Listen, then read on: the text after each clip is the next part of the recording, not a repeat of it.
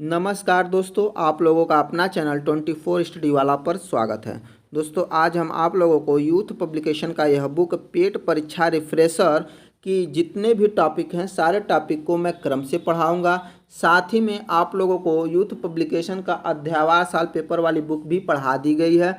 इसके अलावा उत्कर्ष पब्लिकेशन का प्रैक्टिस सेट, घटना चक्र का प्रैक्टिस सेट भी पढ़ा दिया गया है। दोस्तों इस बुक के साथ ही साथ कुछ दिन में आप लोगों को किरण पब्लिकेशन और अरिहंत पब्लिकेशन का प्रैक्टिस सेट भी प्रोवाइड कर दी जाएगी। और आज हम आप लोगों को यह बुक पेट परीक्षा रिफ्रेशर पढ़ाऊंगा। चलिए दोस्तों शुरू करते हैं इस सेशन को। दोस्तों इस बुक का जो पहला विषय है वह है भारतीय इतिहास यानी इंडियन हिस्ट्री, और इसका पहला टॉपिक है सिंधु घाटी सभ्यता, इंडस वैली सिविलाइजेशन। सिंधु घाटी सभ्यता के जो प्रमुख स्थल हैं दोस्तों इस मैप में दिए गए हैं, आप इसका स्क्रीनशॉट लेकर इसको देख सकते हैं। आगे देखते हैं दोस्तों, इस पेज को थोड़ा सा जूम करते हैं। इसमें जो पहला वन लाइनर है वह है सिंधु सभ्यता संबंधित है। सिंधु सभ्यता किससे संबंधित है? तो आद्य ऐतिहासिक युग से, आद्य ऐतिहासिक युग से संबंधित है।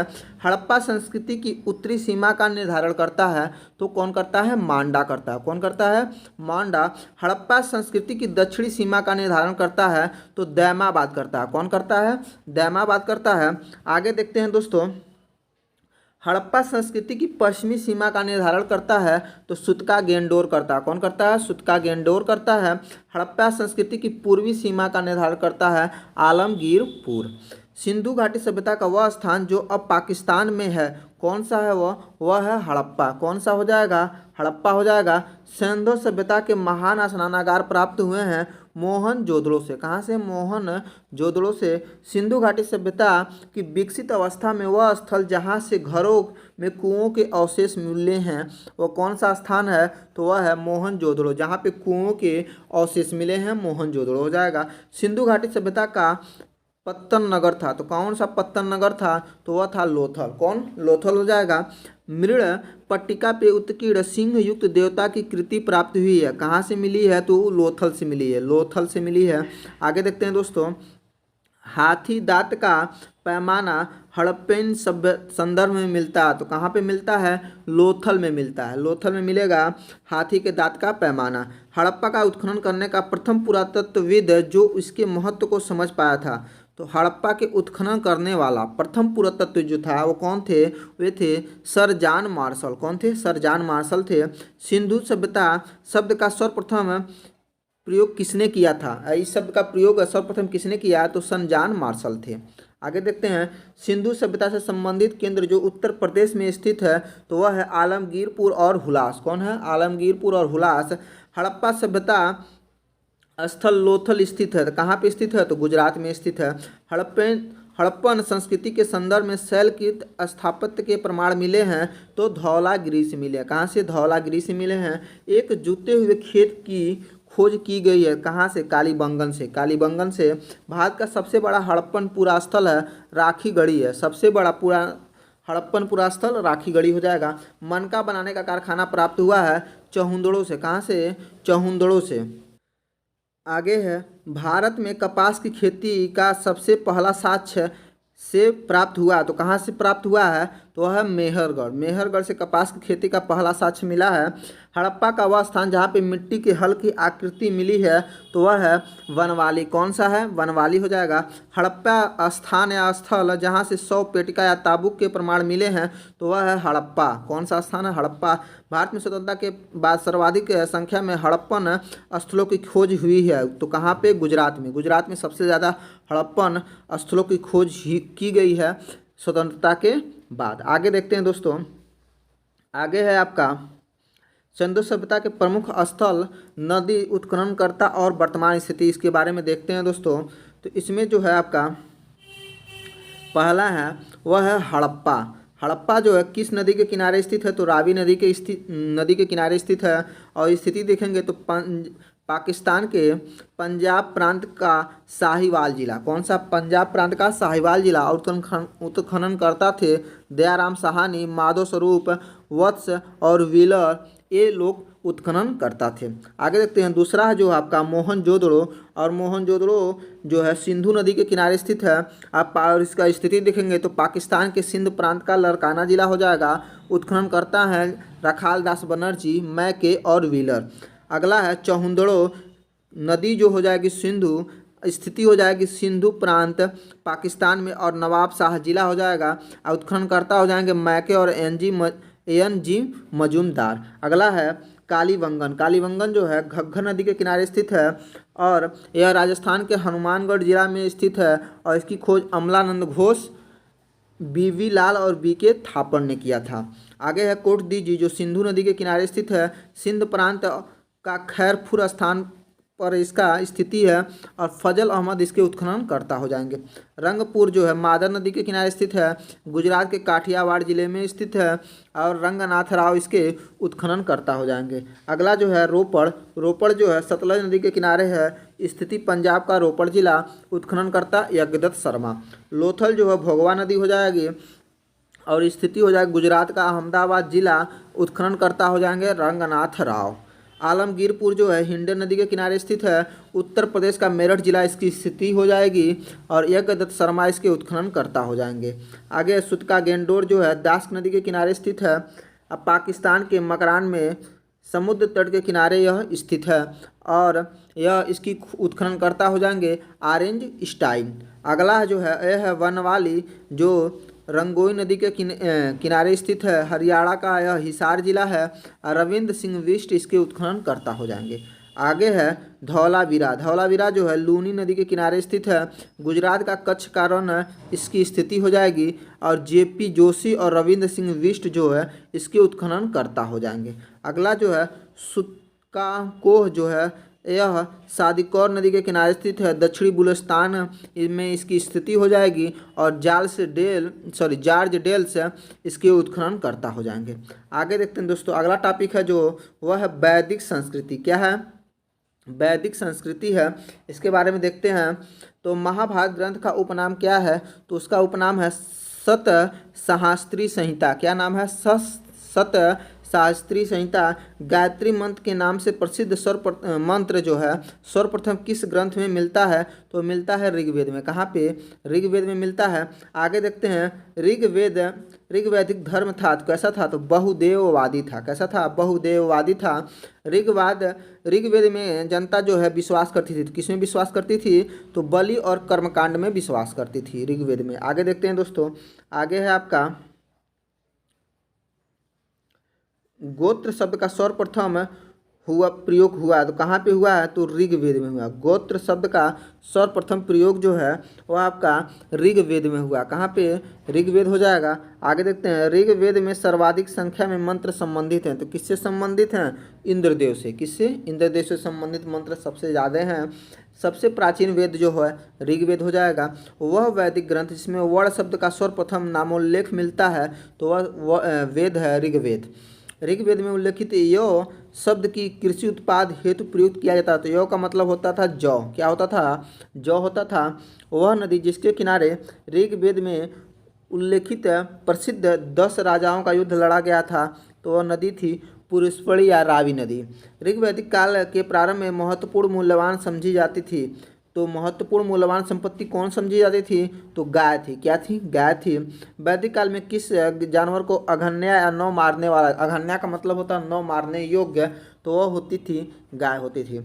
वह वैदिक साहित्य जिसमें मोक्ष की चर्चा मिलती है तो वह है उपनिषद। कौन सा है? उपनिषद हो जाएगा। वैदिक देवताओं के गुरु माने जाते हैं तो बृहस्पति को। उत्तर वैदिक काल में आर्य संस्कृत का धूरी समझा जाता था तो कुरु और पांचाल को। किसको? कुरु और पांचाल को।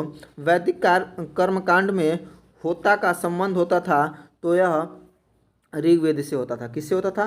ऋग्वेद से। आरंभिक वैदिक साहित्य में सर्वाधिक वर्णित नदी कौन है? तो सिंधु नदी है। कौन सी नदी है? सिंधु नदी है। वह नदी जिसमें ऋग्वेद में मातेतमा या देवीतमा एवं नदीतमा संबंधित किया गया। किसको? तो वह नदी है सरस्वती। कौन सी नदी हो जाएगी? सरस्वती।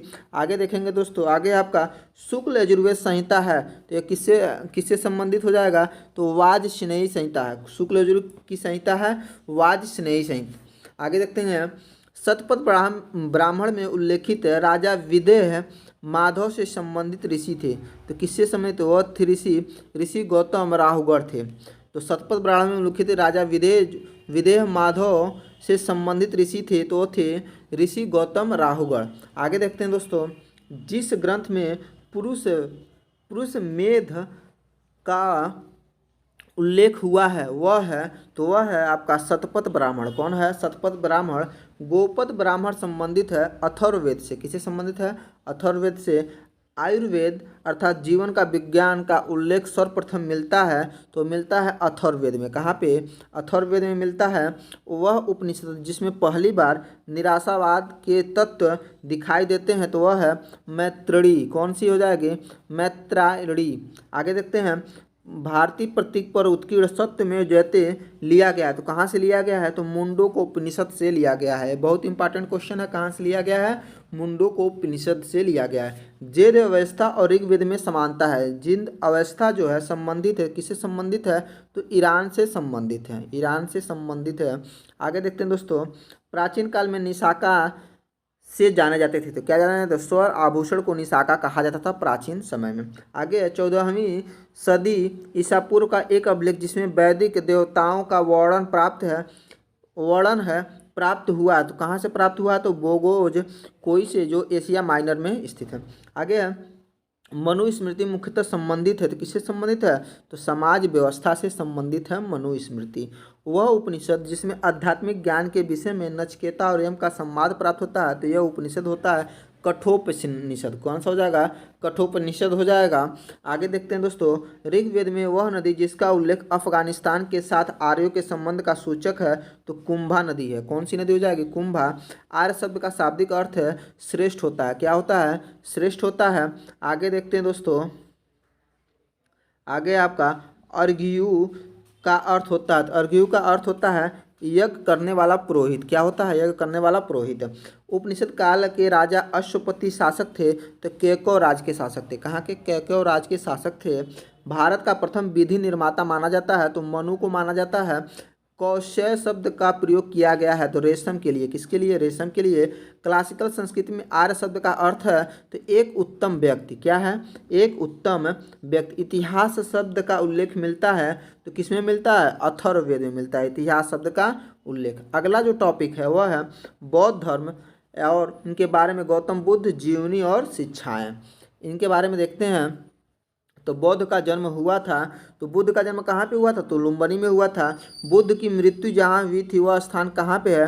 तो उत्तर प्रदेश में। कहाँ पे है? उत्तर प्रदेश में है। बुद्ध के जीवन की वह घटना जिसको महाभिनिष्क्रमण के नाम से जाना जाता है, वो क्या कहते हैं? उसको गृह त्याग कहते हैं। गौतम बुद्ध ने अपना प्रथम प्रवचन कहाँ पे दिया था? तो सारनाथ में। कहाँ पे? सारनाथ में। बुद्ध के उपदेश संबंधित हैं, तो किससे संबंधित हैं? आचरण की शुद्धता एवं पवित्रता से। बुद्ध के उपदेश है आचरण की शुद्धता और पवित्रता से संबंधित है। भारतीय कला में बुद्ध के जीवन की किस घटना का चित्रण मृग सहित चक्र द्वारा हुआ है? तो किसमें? प्रथम उपदेश में। किसमें हो जाएगा? प्रथम उपदेश में। धर्म चक्र परिवर्तन किया गया है, तो कहाँ पे किया गया? सारनाथ में। बुद्ध के सर्वाधिक उपदेश दिए गए हैं श्रावस्ती में। कहाँ पे? श्रावस्ती में। बौद्ध संघ में भिक्षुणी के रूप में स्त्रियों की प्रवेश की अनुमति बुद्ध द्वारा दी गई थी, तो कहाँ पे? वैशाली में। वैशाली में बुद्ध के द्वारा स्त्रियों को बौद्ध भिक्षुणी के रूप में स्वीकृति दी गई। बुद्ध के जीवन काल में ही बौद्ध संघ प्रमुख होना चाहता था। कौन होना चाहता था? तो था देवदत्त। कौन था? देवदत्त। अब बौद्ध सभाएं कहाँ कहाँ पे हुई थी और उसके शासनकाल, अध्यक्ष, ये सब देखते हैं इसमें। तो प्रथम बौद्ध संगति जो हुई थी 483 ईसा पूर्व में हुई थी। स्थान था राजगिरी, अध्यक्ष थे महाकश्यप और शासनकाल था अजातशत्रु का। अगला जो है द्वितीय बौद्ध संगति यह 383 ईस्वी में हुई है और स्थान हो जाएगा वैशाली, अध्यक्ष हो जाएंगे सवाकामी और शासनकाल रहेगा कालाशोक का। आगे देखते हैं दोस्तों, आगे है आपका तृतीय बौद्ध संगति। यह हुआ 255 ईसा पूर्व में पाटलिपुत्र में और इसके अध्यक्ष थे मोगतिपुत्र तिस्म और इस अशोक के शासनकाल में यह हुआ है। चौथी जो बौद्ध संगति हुई थी यह ईसा ईस्वी की प्रथम शताब्दी में हुई थी कुंडलवन में हुई थी और इसके अध्यक्ष वसुमित्र और अश्वघोष थे। कौन थे? वसुमित्र और अश्वघोष, और एक कनिष्क के शासनकाल में हुआ था। आगे देखते हैं दोस्तों, आगे आपका त्रिपिटक है। तो त्रिपिटक क्या है? बुद्ध के उपदेशों का संग्रह हो जाएगा त्रिपिटक। बुद्ध के उपदेशों का संग्रह जो है वह त्रिपिटक है। और त्रिरत्न इंगित करता है तो बुद्ध धर्म और संघ को, बौद्ध धर्म और संघ को त्रिरत्न इंगित करता है। प्रथम बौद्ध समिति का आयोजन हुआ था, तो कहाँ पे हुआ था? तो अजातशत्रु के शासनकाल में। कहाँ पे? अजातशत्रु के। आगे है संसार अस्थिर और क्षणिक है, यह कथन संबंधित है तो बौद्ध धर्म से संबंधित है। किससे संबंधित है? बौद्ध धर्म से संबंधित है। आगे है वह बौद्ध ग्रंथ जिसमें बौद्ध संघ के जीवन के नियम प्राप्त होते हैं तो वह है विनय पिटक। क्या है? विनय पिटक हो जाएगा। विदेशी राजा जिसने समुद्रगुप्त से अनुरोध किया कि उसे भारत में बौद्ध विहार बनाने की अनुमति दी जाए वह है, तो वह था मेघवर्मन था। कौन था? मेघवर्मन। बोध गया में महात्मा बुद्ध ने 2 बंजारों को उपदेश देकर अपना उपासक बना लिया था। वे 2 बंजारे थे। कौन थे? तो मल्लिक और तपस्सु थे। कौन थे? मल्लिक और तपस्सु।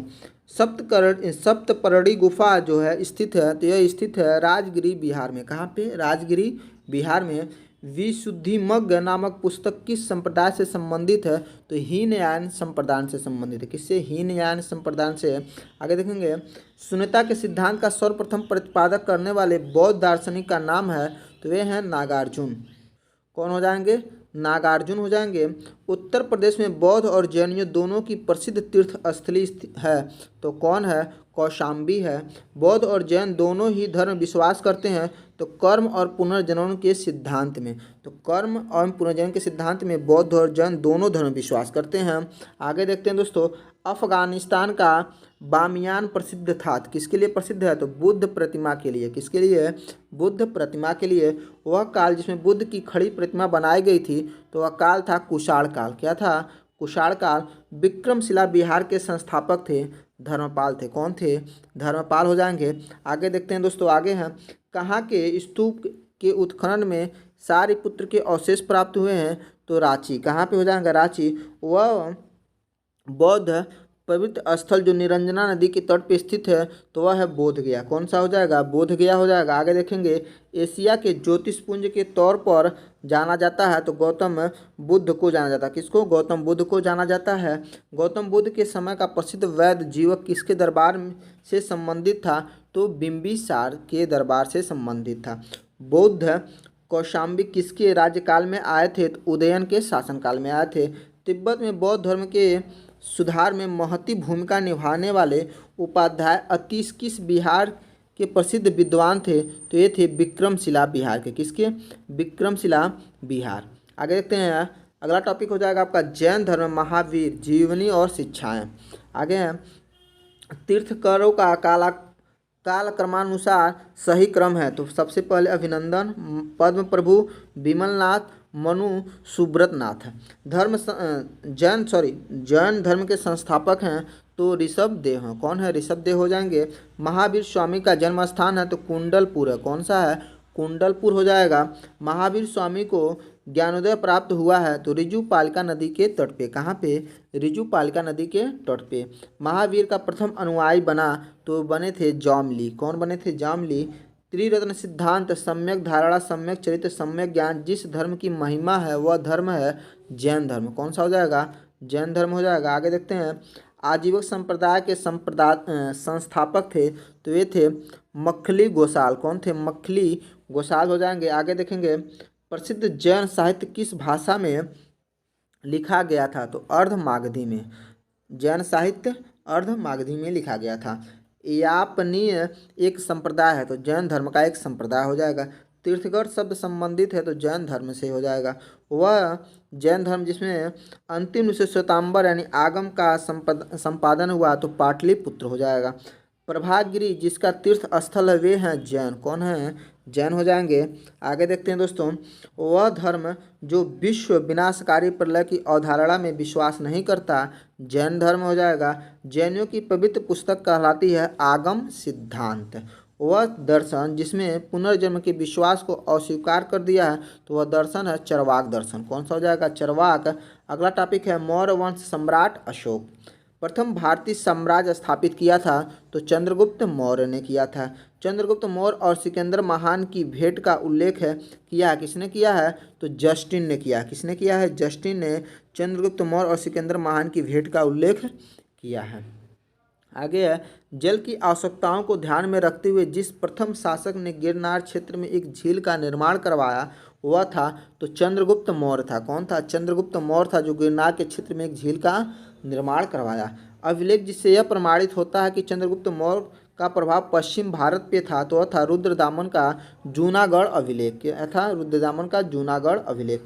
कौटिल्य की अर्थशास्त्र की पुस्तक है तो शासन के सिद्धांतों की एक पुस्तक है। किसकी तुलना मैकियावेली की द प्रिंस से की जाती है तो कौटिल्य की अर्थशास्त्र। कौटिल्य की अर्थशास्त्र की तुलना मैकिया की द प्रिंस से मैकियावेली की द प्रिंस से की जाती है। राज्य के सप्तांग सिद्धांत के अनुसार राज्य का 7वां अंग था तो 7वां अंग था मित्र। कौन था? मित्र। चाणक्य अपने बचपन में किस नाम से जाने जाते थे तो विष्णुगुप्त के नाम से जाने जाते थे। वह राजा जिसके एक अभिलेख में सूचना मिलती है कि शाक्य मुनि बुद्ध का जन्म जो है और लुम्बिनी में हुआ तो वह राजा है अशोक। कौन हो जाएगा? अशोक। सारनाथ स्तंभ का निर्माण किया था अशोक ने किया था सारनाथ स्तंभ का निर्माण। अशोक द्वारा स्थापित सुरक्षित स्तंभ जो है वह है लौरिया नंदनगढ़। कौन है? लौरिया नंदनगढ़। गुर्जरा लघु शिलालेख जिसमें अशोक का नाम उल्लेख है किया गया है स्थित है तो मध्य प्रदेश का दतिया जिला। तो दतिया जिला मध्य प्रदेश में जो गुर्जरा लघु शिलालेख है इसमें अशोक का नाम उल्लेख किया गया है। ब्राह्मी लिपि को सर्वप्रथम पढ़ा था। किसने सर्वप्रथम ब्राह्मी लिपि को पढ़ा? तो जेम्स प्रिंसेस ने पढ़े। वह स्थान जहाँ पे प्राक अशोक ब्राह्मी लिपि का पता चलता है तो वह है अनुराधापुरम। कौन सा हो जाएगा? अनुराधापुरम। आगे देखते हैं दोस्तों, आगे है आपका अपने साम्राज्य के उत्तर पश्चिमी भाग में उत्कीर्ण राजज्ञाओं के लिए अशोक ने इन लिपियों का प्रयोग किया था। किन लिपियों का प्रयोग किया था? तो अरमाइक, ग्रीक और खरोष्टी। कौन कौन हो जाएगा? अरमाइक, ग्रीक और खरोष्टी रूप। आगे है अशोक ने इलाहाबाद में अशोक स्तंभ किस शासक के बारे में सूचना प्रदान करता है तो यह है समुद्रगुप्त। फायान भारत में आया था 399 AD में। कलिंग युद्ध का विवरण प्राप्त होता है तो यह 13वें शिलालेख में कलिंग युद्ध का विवरण प्राप्त होता है। मौर्य मंत्री परिषद में राजस्व इकट्ठा करने से संबंधित था तो वह था समाहर्ता। कौन था? समाहर्ता हो जाएगा। अशोक का समकालीन तुर्मै कहाँ का राजा था? तो मिस्र का राजा था। एक इतिहासकार के अनुसार शिलालेखों में अशोक ने जिस धर्म का प्रतिपादन किया था वह वस्तुतः राजधर्म था फ्लीट। क्या था? फ्लीट। आधुनिक देवनागरी लिपि का प्राचीन रूप है ब्राह्मी। क्या नाम है? ब्राह्मी। किसने सहिष्णुता, उदारता, करुणता के त्रिविध आधार पर राजधर्म की स्थापना की? तो ये थे अशोक। सांची का स्तूप बनवाया था तो किसने बनवाया था सांची का स्तूप? तो अशोक ने बनवाया था।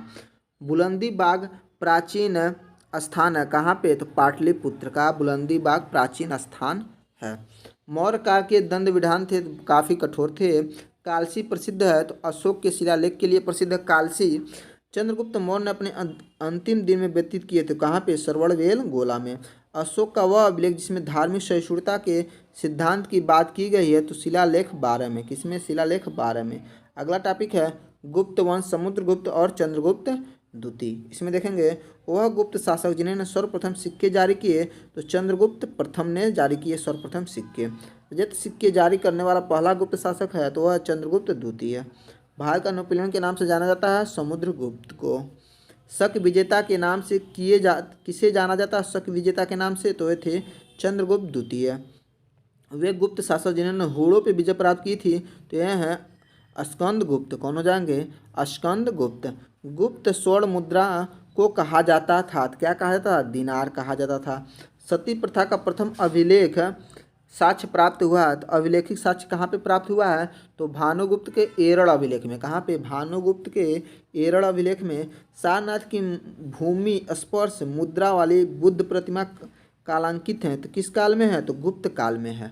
प्राचीन भारत में वह वंश जिसके शासनकाल में स्वर्ण युग कहा जाता है तो वंश है गुप्त काल। कौन सा वंश हो जाएगा? गुप्त काल हो जाएगा। वह राजवंश जो हुड़ों के आक्रमण से अत्यंत विचलित हुआ तो यह है गुप्त वंश हो जाएगा। भाग और वली थे तो राजस्व के स्रोत हो जाएंगे। भारतीय दर्शन की प्रारंभिक शाखा है तो सांख्य दर्शन हो जाएगा। कर्म का सिद्धांत संबंधित है तो मीमांसा से। योग दर्शन के प्रतिपादक हैं पतंजलि, योग दर्शन के प्रतिपादक पतंजलि। न्याय दर्शन को प्रचारित किया था तो गौतम ने, किसने? गौतम ने न्याय दर्शन को प्रचारित किया था। काम रूप में वैष्णव धर्म को लोकप्रिय बनाया था तो शंकर देव ने, किसने बनाया था? शंकर देव ने। बीज गणित के क्षेत्र में अपने योगदान के लिए विशेष रूप से जाने जाते हैं, वे हैं भास्कर। कौन हो जाएंगे? भास्कर। कालिदास द्वारा रचित मालविकाग्निमित्रम नामक ग्रंथ का नायक था तो वो कौन थे? तो अग्निमित्र थे। गुप्त काल में उत्तर भारतीय व्यापार संचालित होता था तो किसमें? तो ताम्रलिपि बंदरगाह से। कहाँ से? ताम्रलिपि बंदरगाह से। कुमार गुप्त के मंदसौर अभिलेख में किस श्रेणी का उल्लेख है? किस श्रेणी का उल्लेख है? तो रेशम बुनकरों का उल्लेख है। वह गुप्त शासक जिसको गुप्त शासकों में पहली बार अभिलेख जारी करने का दायित्व दिया गया तो वह है समुद्रगुप्त। कौन हो जाएगा? समुद्रगुप्त। अब ये क्या है? समुद्रगुप्त जो है गुप्त शासकों में पहली बार अभिलेख जारी करने का दायित्व इनको दिया जाता है कि यही अभिलेख जारी करवाते। कौन थे? समुद्रगुप्त। गुप्त शासक जिनको भारत का नेपोलियन कहा जाता है तो ये हैं समुद्रगुप्त। अगला टॉपिक है वह है हर्षवर्धन।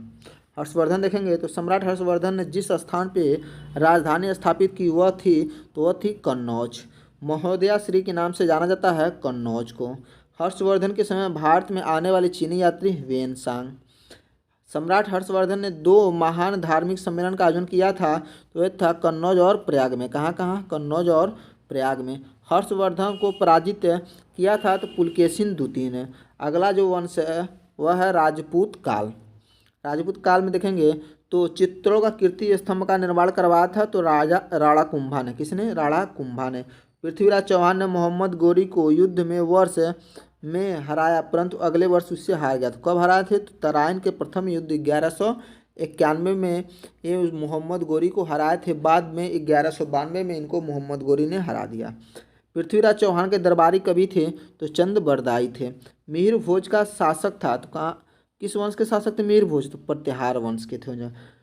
पृथ्वीराज चौहान ने से विवाह किया था और उसके शत्रु जयचंद गढ़वाल की बेटी थी तो कौन थी? किससे विवाह किया थे? तो संयोगिता से। पृथ्वीराज चौहान के पिता थे तो सोमेश्वर चौहान थे।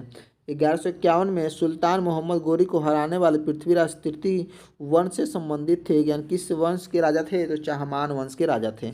उस कवि का नाम बताइए जिन्होंने पृथ्वीराज रासो नामक एक कविता लिखी जिसकी पृथ्वीराज चौहान की जीवन का वर्णन है तो ये हैं चंद बरदाई। कौन हो जाएंगे? चंद बरदाई हो जाएंगे। आगे है आपका दो प्रमुख शहर चहमानों के नियंत्रण में था तो कौन कौन सा था वह शहर? तो वह शहर है दिल्ली और अजमेर। तराइन का प्रथम युद्ध वर्ष में लड़ा गया था तो 1191 में। तराइन का युद्ध पृथ्वीराज चौहान और के बीच लड़ा गया था तो मोहम्मद गोरी के बीच में लड़ा गया था। गोविंद चंद गढ़वाल की रानी कुमारी देवी द्वारा धर्मचक्र जिन बिहार बनवाया गया था तो कहाँ पे बनवाया गया था? तो ये बनवाया गया था सारनाथ में। धर्मचक्र जिन बिहार बनाया गया था सारनाथ में। अगला टॉपिक है वह है सल्तनत काल। सल्तनत काल में देखेंगे तो सल्तनत काल के अधिकांश अमीर और सुल्तान किस वर्ग के थे? तो ये तुर्क वर्ग के थे। सल्तनत काल को भूमि को नापने के लिए जिस शब्द का प्रयोग होता था वह था मसाहत। क्या था? मसाहत। सल्तनत काल में सैन्य विभाग के अध्यक्ष को क्या कहा जाता था? तो आरिज ए मुमालिक कहा जाता। क्या कहा जाता था? आरिज और मुमालिक कहा जाता था सल्तनत काल में सैन्य विभाग के अध्यक्ष को। आगे देखते हैं दोस्तों। आगे भारतीय इतिहास में सल्तनत काल के नाम से जाने जाने वाला काल जो है वह है 1206 से लेकर 1526 ईस्वी तक। तो 1206 ईस्वी से लेकर 1526 ईस्वी तक के काल को सल्तनत काल के नाम से जाना जाता है। अगला है मंगोल आक्रमणकारी चंगेज खां भारत की उत्तर पश्चिमी सीमा पर किसके काल में आया था? तो इल्तुतमिश के शासन काल में आया था।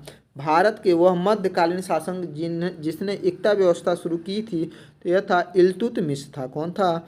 इल्तुतमिश था। दिल्ली का वह प्रथम शासक जिसने दरबार में गैर इस्लामी प्रथाओं का प्रचलन प्रारंभ किया तो था बलबन। रक्त और लोहा की नीति अपनाने में विश्वास करने वाला जो शासक था वह था बलबन। लौह और रक्त की नीति अपनाया था। आगे है, बलबन के काल में विद्रोह करने वाला बंगाल का गवर्नर था, तो कौन था? वह था तुगलिक खान। तुगलिर खान कौन था? तुगरिल खान था। आगे देखेंगे, वह मध्यकालीन शासक जिसने सार्वजनिक वितरण प्रणाली प्रारंभ की थी, तो वह था अलाउद्दीन खिलजी। कौन था? अलाउद्दीन खिलजी। अपने आप को दिल्ली सल्तनत का खलीफा घोषित करने वाला शासक था, तो मुबारक खिलजी था। कौन था? मुबारक खिलजी था। दिल्ली का वह सुल्तान जिसने उत्पादन या उपज का 50% भू राजस्व के रूप में वसूला, तो वह था अलाउद्दीन खिलजी।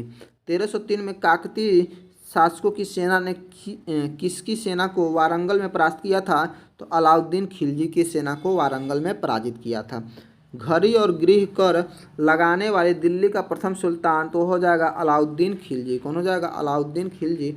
आगरा को जिसने राजधानी बनाया वह शासक था, तो सिकंदर लोदी था। सरकी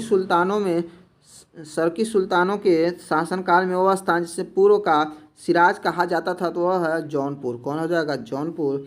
जिस व्यक्ति ने कहा हुनूज दिल्ली दुरस्त, हुनूज दिल्ली अभी दूर है, क्या अभी दिल्ली दूर है, वो थे निजामुद्दीन औलिया।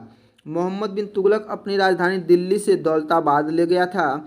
इब्न बतूता किसके शासनकाल में आया था? तो मोहम्मद बिन तुगलक के शासनकाल में इब्न बतूता आया था। आगे देखते हैं दोस्तों, आगे है, इतिहासकार बदायूनी ने किसकी मृत्यु पे कहा कि सुल्तान को अपनी प्रजा से और प्रजा को सुल्तान से मुक्ति मिल गई? तो ये था मोहम्मद बिन तुगलक। आगे है, दिल्ली सल्तनत का सर्वाधिक विद्वान शासक जो खगोल शास्त्र, गणित, आयुर्विज्ञान सहित अनेक विद्याओं में माहिर था, वह था मोहम्मद बिन तुगलक। कौन हो जाएगा? मोहम्मद बिन तुगलक। भारत में सर्वप्रथम सांकेतिक मुद्रा यानी टोकन करेंसी का प्रचलन किया था, किसने किया था? तो मोहम्मद बिन तुगलक ने किया था। राज्य के खर्च पर हज की व्यवस्था करने वाला पहला भारतीय शासक फिरोज शाह तुगलक हो जाएगा। दिल्ली का वह सुल्तान जिसने एक रोजगार कार्यक्रम, एक दीवाने खैरात और दारुल सफ़ा की स्थापना की, तो वह था फिरोज शाह तुगलक हो जाएगा। सर्व कर लगाया जाता था, तो सिंचाई पे लगाया जाता सर्व कर। दिल्ली का वह सुल्तान जिसने एक अनुवाद विभाग की स्थापना की, किसने? तो दिल्ली का वह सुल्तान जो अनुवाद विभाग का स्थापना की और जिसने विभिन्न संप्रदायों के लोगों से एक दूसरे के विचारों की समझ, जिससे क्या हो सके, जो एक संप्रदाय विभिन्न संप्रदाय के लोग हैं उनके एक दूसरे के विचारों में समझ जो है बेहतर बन सके, तो यह था फिरोज तुगलक, जिसने अनुवाद विभाग मतलब एक की भाषा को दूसरे भाषा में अनुवाद करना चाहिए, एक के विचारों को दूसरे के विचारों में अनुवाद करना। आगे है, जौनपुर शहर की स्थापना की थी, तो किसने की थी? फिरोज शाह तुगलक ने की थी जौनपुर शहर की स्थापना। ब्राह्मणों पर जजिया कर लगाने वाला सुल्तान था, तो फिरोज शाह तुगलक था। टोपरा और मेरठ से 2 स्तंभ दिल्ली लाया था, किसने लाया था? फिरोज शाह तुगलक ने। बेरोजगारों की सहायतार्थ दिल्ली में रोजगार कार्यालय की स्थापना की, तो फिरोज शाह तुगलक ने। सर्वप्रथम लोक निर्माण विभाग की स्थापना की, फिरोज शाह तुगलक ने। तैमूर ने किसके शासनकाल में भारत पर आक्रमण किया था और दिल्ली को लूटा? किसके शासनकाल में? नसरुद्दीन मोहम्मद के शासनकाल में। गुलरुखी उपनाम से किनकी कविताओं की रचना की थी? तो सिकंदर लोदी ने। वह मध्यकालीन शासक जिसने उद्घोषित किया था कि राजत्व ही बंधुत्व है और बंधुत्व ही राजत्व है, तो यह है बहलोल लोदी। कौन हो जाएगा? बहलोल लोदी। जिसके शासनकाल में गुरु नानक देव ने सिख धर्म की स्थापना की थी, वह था सिकंदर लोदी। कौन हो जाएगा? सिकंदर लोदी। भारत में प्रथम मकबरा जो शुद्ध इस्लामी शैली से निर्मित हुआ, वह था बलबन का मकबरा। भारतीय वास्तुकला में सुर्खी का प्रारंभ हुआ। सुर्खी का प्रारंभ कब हुआ? तो सल्तनत के सुल्तानों के द्वारा। किसके द्वारा? सल्तनत के सुल्तानों के द्वारा। आगे देखते हैं दोस्तों, आगे आपका प्रसिद्ध संगीतकार तानसेन का मकबरा स्थित है, तो ग्वालियर में। जंतर मंतर के नाम से जन ख्याति प्राप्त खगोलीय वेधशाला का दिल्ली में निर्माण कराया था, तो किसने करा था दिल्ली में निर्माण? तो जय सिंह दूती ने करवाया था। किसने? जय सिंह दूती ने करवाया था। आगे देखेंगे, अमीर खुसरो दरबारी कवि थे, किसके थे? तो हो जाएंगे अलाउद्दीन खिलजी के दरबारी कवि थे अमीर खुसरो। यह देखिए तोता हिंद होना चाहिए यहाँ पे, तो तोता हिंद अमीर खुसरो का जन्म हुआ था, तो कहाँ पे हुआ था? तो पटियाली में हुआ था। कहाँ पे? पटियाली में हुआ था। आगे है, अमीर खुसरो किसके शासनकाल में अग्रगामी की भूमिका निभाई थी? तो खड़ी बोली। तो किसके विकास में, सॉरी किसके शासनकाल में होगा यहाँ पे, किसके विकास में अग्रगामी भूमिका निभाई थी, तो खड़ी बोली के विकास में अमीर खुसरो ने अग्रगामी भूमिका निभाई थी। आगे देखते हैं दोस्तों, आगे है आपका वैष्णव संतों द्वारा स्थापित 4 मत देख लेते हैं। वैष्णव संतों द्वारा स्थापित 4 मत, इसमें श्री संप्रदाय जो है यह है रामानुजाचार्य के द्वारा, किसके द्वारा, और इसमें मत जो है यह है विशिष्ट द्वैतवाद है। कौन सा हो जाएगा, विशिष्ट द्वैतवाद। ब्रह्म संप्रदाय माधवाचार्य के द्वारा, यह सिद्धांत है इनका द्वैतवाद। रुद्र संप्रदाय जो है विष्णु स्वामी के द्वारा, यह शुद्ध द्वैतवाद है। सनकादिक संप्रदाय जो है निम्बकाचार्य के द्वारा, यह संप्रदाय है इनका, यह द्वैतवाद इनका मत हो जाएगा। आगे देखेंगे, दिल्ली का वह सुल्तान जिसने अपने संस्मरण स्वयं लिखा था, तो वह था फिरोज तुगलक था। कौन था, फिरोज तुगलक। सल्तनत काल में डाक व्यवस्था का विस्तृत विवरण दिया गया है, तो इब्न बतूता के सल्तनत काल में। अगला जो टॉपिक है वह है मुगल साम्राज्य। मुगल साम्राज्य के बारे में देखेंगे, तो वह युद्ध जिसमें एक पक्ष द्वारा प्रथम बार तोपों का उपयोग किया गया था, तो पानीपत के प्रथम युद्ध में। कब, पानीपत के प्रथम युद्ध में। मेवाड़ के जिस राजा को 1527 में खानवा के युद्ध में बाबर ने हराया था, वह राजे था राणा सांगा। कौन थे, राणा सांगा थे। बाबर को सर ए पुल के युद्ध में पराजित किया था, तो किसने किया था, तो शैवानी खान ने किया था। किसने, शैवानी खान ने। बादशाह ने पादशाह की उपाधि धारण की थी, तो काबुल में। कहाँ पे, काबुल हो जाएगा। आगे देखते हैं, बाबर द्वारा लड़े गए प्रमुख युद्ध और उसके परिणामों के बारे में देखेंगे, तो पानीपत का जो प्रथम युद्ध हुआ था, यह हुआ था 21 अप्रैल 1526 में। कौन, किसके बीच में हुआ था, तो बाबर और इब्राहिम लोदी के बीच में। इसमें बाबर विजयी हुआ था। इसको याद करने का ट्रिक था दोस्तों, यह था पानी पिया चंदा। देखिए, कोई भी आदमी है तो सबसे ज़्यादा कहीं पे जाएगा तो क्या करेगा, पहले पानी पिएगा, फिर खाना खाएगा, फिर चंदा देखेगा, घर जाएगा और मर जाएगा। ऐसा ठीक से याद करिए। देखिए, पानी पिया, खाना खाया, चंदा देखा, घर गया, मर गया। तो अब ऐसे याद कर लेंगे कैसे, तो पहला जो युद्ध हो जाएगा पानीपत 1526। उसके बाद क्या आ जाएगा, 1527 आएगा, तो पानी पिया, खाना खाया, तो खानवा का युद्ध हो जाएगा। फिर चंदा देखा तो 1528 हो जाएगा। घर गया 1529 हो जाएगा। अब मर गया मतलब 1530 में उसकी मृत्यु हो जाती है बाबर की। ये पूरी टॉपिक है, आप समझ लीजिए एक बार फिर से। तो खानवा का युद्ध हो जाएगा 17 मार्च 1527 में, राणा सांगा और बाबर के बीच में, बाबर विजयी। चंदेरी के युद्ध 29 जून 1528 में, मेदिनी राय और बाबर के बीच, बाबर विजयी। घाघरा के युद्ध 6 मई 1559 में, अफगानों और बाबर के बीच में, बाबर विजयी। अब 1530 में क्या हो जाती है, बाबर की मृत्यु हो जाती है। आगे देखेंगे, वह 2 शासक जिसके मध्य 17 मई 1540 में कन्नौज के पास युद्ध हुआ था, तो वह था राजा थे शेर शाह और हुमायूं। शेर शाह सूरी का अंतिम अभियान था, तो कालिंजर राज्य के विरुद्ध था। अगला है मध्यकालीन में भारतीय शासक जिसने पट्टा और कबूलियत की व्यवस्था प्रारंभ की थी, तो वह है शेर शाह। शेर शाह सूरी की मृत्यु हुई थी, तो शेर शाह सूरी की मृत्यु हुई थी कहाँ पे, तो कालिंजर युद्ध में। कहाँ पे, कालिंजर युद्ध में हुआ था। मध्ययुगीन शासकों में उच्च शिक्षित शासक था, तो वह था शेर शाह। भारत में चांदी का सिक्का प्रारंभ किया था, तो शेर शाह ने। वह इतिहासकार जिसने शेर शाह सूरी को अकबर महान से भी बेहतरीन राष्ट्र निर्माता माना है, वह है के.आर. कानूनगो। कौन है, के.आर. कानूनगो। अकबर के पूर्व तानसेन को संरक्षण दिया था, तो अकबर के पूर्व तानसेन को संरक्षण दिया था, तो ये है राजा रामचंद्र सिंह। कौन है, राजा रामचंद्र सिंह हो जाएंगे। आगे देखते हैं, वह व्यवस्था जो राज्य के कुलीन वर्ग से संबंधित थी एवं जिसे अकबर ने प्रारंभ किया था, तो वह था मनसबदारी प्रथा या मनसबदारी व्यवस्था।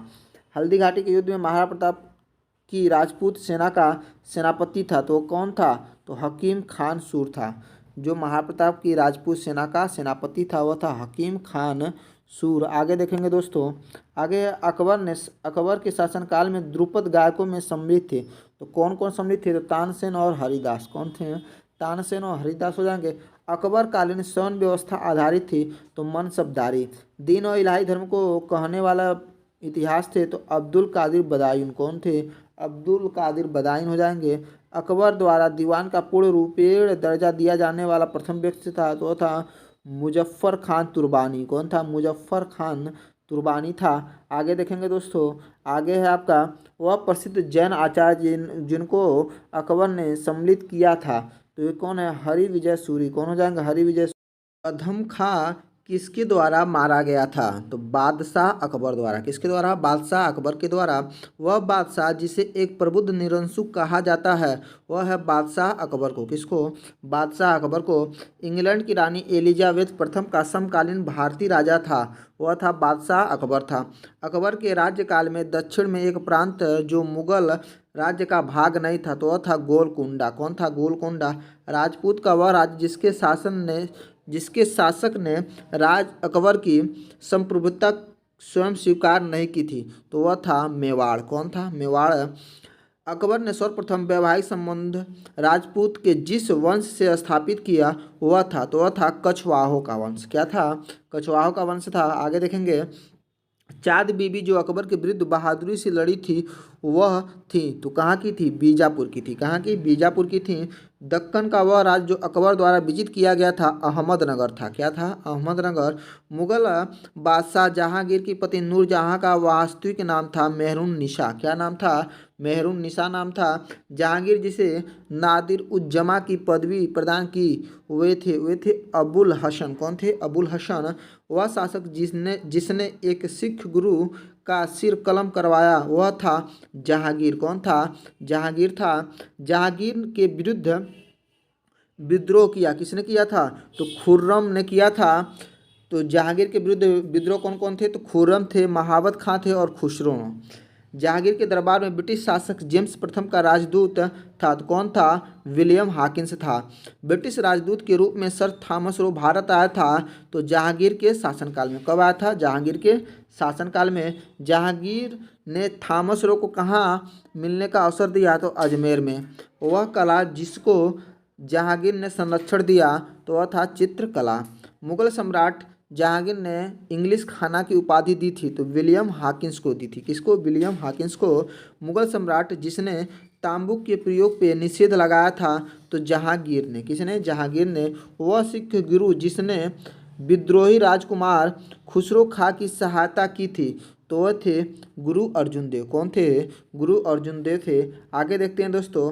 आगे है आपका, वह है एक डच पर्यटक जिसने जहांगीर के शासनकाल का मूल्यवान विवरण दिया है वह था फ्रांसिस्को पेलसॉर्ट थे। कौन थे? फ्रांसिस्को पेलसॉर्ट थे।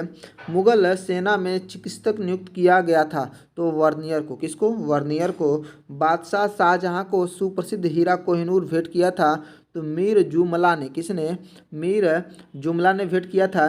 किसे शाहजहां ने शाह बुलंद इकबाल की पदवी दी थी? तो दारा शिकोह को। वह सम्राट जिसने अपनी राजधानी आगरा से दिल्ली स्थानांतरित किया शाहजहां। किसने किया था? तो शाहजहां ने अपनी राजधानी आगरा से दिल्ली स्थापित किया था। जिंदा पीर के नाम से जाना जाता है औरंगजेब। कौन जाना जाता है? औरंगजेब जाना जाता है। दारा सिकोह को जिस स्थान पर दफनाया गया था वह स्थान है दिल्ली। दारा सिकोह को दिल्ली में दफनाया गया था। मुगल सेना में सबसे अधिक राजपूत और मराठा सेनापतियों को रखा था तो किसने रखा था? औरंगजेब ने सबसे अधिक राजपूत और मराठा सेनापतियों को रखा था। शाहजहां के शासनकाल में अधिकांश समय तक दक्कन का गवर्नर रहा तो औरंगजेब रहा। अपनी विजयों को लिपिबद्ध करने के लिए किस हिंदू को औरंगजेब ने ढूंढ निकाला था? तो ईश्वर दास नागर को। किसको? ईश्वर दास नागर को। मुगल सम्राट औरंगजेब वाद्य यंत्र बजाते थे। कौन सा वाद्य यंत्र बजाता था? तो था वीणा। वह मुगल बादशाह जिसका 2 बार सिंहासनारोहण हुआ तो वह था औरंगजेब। कौन था? औरंगजेब। औरंगजेब ने दक्षिण में जिन 2 राज्यों को विजित किया था वे थे बीजापुर और गोलकुंडा। क्या थे? बीजापुर और गोलकुंडा। आगे देखेंगे दोस्तों, बहमनी साम्राज्य के बारे में देख लेते हैं। तो इसमें देखिएगा राज्य जो है और बीजापुर वंश जो था वो आदिल शाही और संस्थापक यूसुफ आदिल शाह। स्थापना वर्ष 1889। अगला जो राज्य है वह अहमदनगर वंश निजाम शाही और संस्थापक मलिक अहमद संस्थापना किया था। स्थापना वर्ष हो जाएगा 1490। बरार वंश हो जाएगा इमाद शाही और फतेह उल्लाह इमाद शाह इसके संस्थापक हो जाएंगे 1490 में स्थापना। अगला है गोलकुंडा जो कुतुब शाही वह से संबंधित था। कुली कुतुब शाह इसके संस्थापक थे। 1215 में इसकी स्थापना हुई।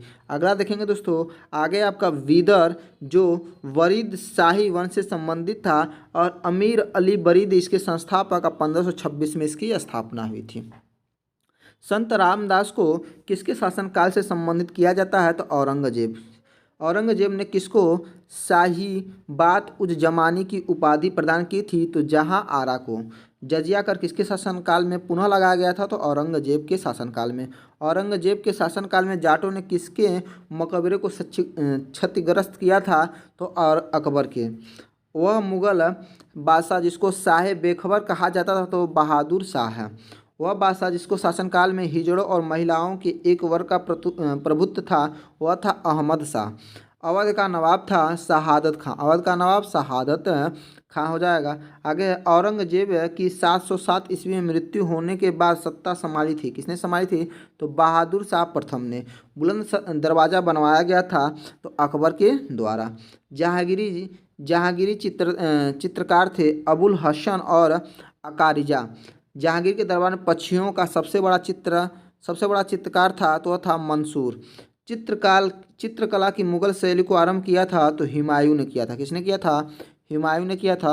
वह मुगल शासक जिसने लाला कलावंत से हिंदू संगीत की शिक्षा ली थी अकबर। शेर शाह का मकबरा स्थित है तो सासाराम में। शेर शाह का मकबरा सासाराम में। दिल्ली के लाल किले में मोती मस्जिद का निर्माण करवाया था तो औरंगजेब ने करवाया था दिल्ली के लाल किले में। प्रसिद्ध तानसेन का मकबरा स्थित है तो ग्वालियर मध्य प्रदेश में। कहाँ पे? ग्वालियर मध्य प्रदेश हो जाएगा। किसने अपने बादशाहपति हुमायूं के लिए मकबरे का निर्माण करवाया था? तो हाजी बेगम ने। किसने? हाजी बेगम ने। वह मकबरा जो द्वितीय ताजमहल कहलाता है वह है रबिया उद दुरानी का मकबरा। कौन सा? रबिया उद दुरानी का मकबरा। दिल्ली के पुराना किला के वर्तमान स्वरूप का निर्माण करवाया था शेर शाह सूरी ने। किसने? शेर शाह सूरी ने। फतेहपुर सीकरी में बादशाह अकबर ने निर्मित कराया था पंच महल। कौन सा महल? पंच महल। महाभारत के फारसी अनुवाद का शीर्षक है तो रज्म नामा हो जाएगा। वह मुगल बादशाह जिसने अपनी आत्मकथा फारसी में लिखी वह है जहांगीर। रामायण का फारसी भाषा में अनुवाद किया था तो अब्दुल कादिर बदायूं ने। मुगल शहजादियों में से किसने हुमायूं नामा लिखा था? तो ये थी गुलबदन बेगम। अनवर सुहेली नामक ग्रंथ किसका अनुवाद है? तो वह है पंचतंत्र का। शाहजहां के शासनकाल का राजकवि था तो वह था कलीम। हितोपदेश का फारसी अनुवाद किया था तो ताजुल माली ने किया था। किसने किया था? ताजुल माली ने। हिंदू धर्म ग्रंथों का अध्ययन करने वाला प्रथम मुस्लिम था तो वह था दारा शिकोह। मुगलों का राजकीय भाषा फारसी थी। क्या थी? फारसी थी मुगलों की राजकीय भाषा। बाबर नामा का अंग्रेजी अनुवाद किया था तो लेडेन एवं रस्किन ने। कालिदास के नाटक अभिज्ञान शाकुंतलम का सर्वप्रथम एक यूरोपीय भाषा में अनुवाद किया गया था तो विलियम जोन्स ने। कश्मीर के शासक जैन उल आबदीन का वास्तविक नाम था तो क्या नाम था? शाही खान था। जौनपुर राज्य का अंतिम शासक था हुसैन शाह। मुगल प्रशासनिक शब्दावली में माल प्रतिनिधित्व करता था किसको को? भू राजस्व को। बंदा बहादुर का मूल नाम था लक्ष्मण देव। क्या नाम था? लक्ष्मण देव नाम था। आगे देखेंगे दोस्तों, आगे रूहेला सरदार अहमद शाह अब्दाली का विश्वास पात्र था। वो कौन था? तो नजीम खां था। आगे देखेंगे गाजीउद्दीन हैदर के काल में लिखी गई प्रसिद्ध पुस्तक होप्त कुलजुम प्रशासनिक सुधारों की पुस्तक थी। कैसी थी? तो प्रशासनिक सुधारों की पुस्तक थी। शुजाउद्दौला का मकबरा स्थित है तो फैजाबाद अयोध्या में। कहाँ पे? फैजाबाद अयोध्या में। होयसैलो की प्राचीन राजधानी द्वार समुद्रम का वर्तमान नाम है हैलीवुडू। क्या नाम है? हैलीवुडू नाम है। आगे देखते हैं, पंजाब में अमृतसर नगर की स्थापना किया था तो गुरु रामदास ने। किसने किया था? गुरु रामदास ने। मुगल शासन में तांबे का सिक्का कहलाता था तो कहलाता था दाम कहलाता था। मुगलों ने नौरोज का त्यौहार लिया था पारसियों से। किससे लिया था? पारसियों से। मुगल कालीन भारत में राज्य की आय का प्रमुख स्रोत भू राजस्व था। क्या था? भू राजस्व था। मुगल काल में मौली में था। क्या था? एक जहाज था। मौली में एक जहाज था। हैदराबाद के स्वतंत्र राज्य का संस्थापक था चिनकिलीज खां। कि कौन था? चिनकिलीज खां। भारत का वह स्थान जहाँ पे पुर्तगालियों ने प्रथम दुर्ग का निर्माण किया था कोचीन हो जाएगा। मध्यकालीन भारत के मुगल शासक वस्तुतः थे तो ये थे चहगाई तुर्क के। आगे हैं, वह समाधि जिसके कारण नांदेड़ गुरुद्वारा सिखों द्वारा पवित्र माना जाता है गुरु गोविंद सिंह के द्वारा। मुगल काल में करोड़ी थे तो भू राजस्व अधिकारी थे, वे करोड़ी कहलाते थे। अगला जो टॉपिक है वह है मराठा। इस टॉपिक को दोस्तों मैं अगले वीडियो में पढ़ाऊंगा। अगर आप लोगों को मेरा वीडियो अच्छा लग रहा है तो मेरे यूट्यूब चैनल 24 स्टडी वाला को सब्सक्राइब जरूर करिएगा और अपने दोस्तों को भी शेयर जरूर करिएगा। धन्यवाद दोस्तों।